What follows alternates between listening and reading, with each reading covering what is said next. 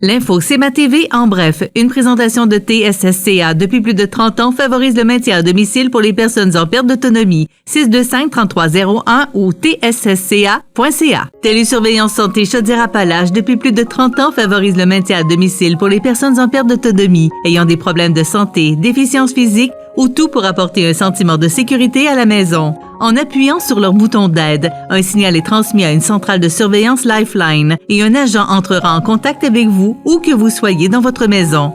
Télésurveillance santé Chaudière-Appalaches pour demeurer chez soi en toute sécurité. 625-3301 ou tssca.ca.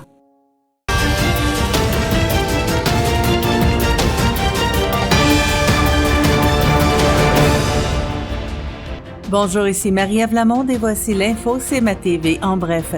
Dans le cadre de son projet de tri robotisé par sac de la matière organique, la MRC de Bellechasse a adopté le plan concept de ses futures installations le 20 septembre dernier lors de sa séance du Conseil.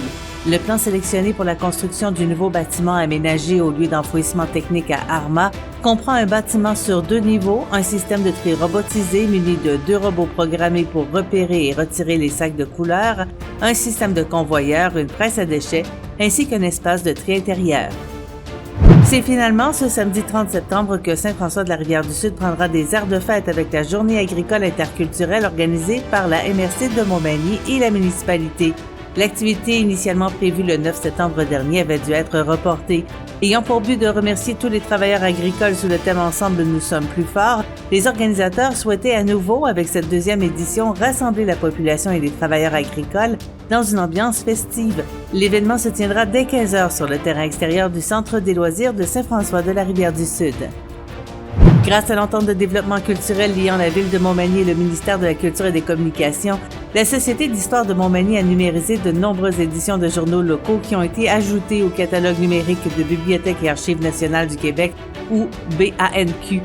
La Société d'histoire de Montmagny invite maintenant les citoyens à apprivoiser la plateforme BANQ numérique par le biais d'un concours partant sur les journaux manimontois.